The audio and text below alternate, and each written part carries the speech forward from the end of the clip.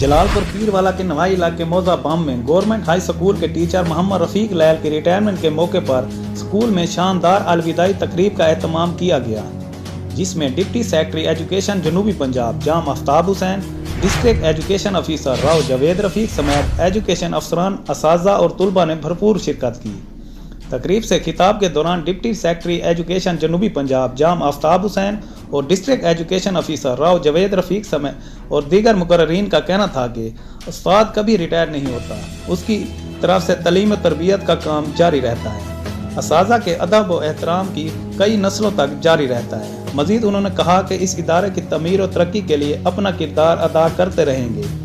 Deputy secretary education जनूबी पंजाब जाम आफ्ताब हुसैन का यह भी कहना था कि उन्होंने बुनियादी तालीम इसी स्कूल और रिटायर्ड होने वाले टीचर मोहम्मद रफीक लैल से ली, जबकि रिटायर्ड होने वाले टीचर मोहम्मद रफीक लैल का कहना था कि आज इस इज़्ज़त अफजाई पर बहुत खुशी हुई, अपने उस्ताद होने पर फ़ख्र महसूस हो रहा है।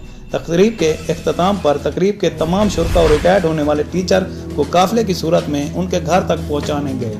इम्तियाज़ हमरो VSP न्यूज़ जलालपुर पीरवाला।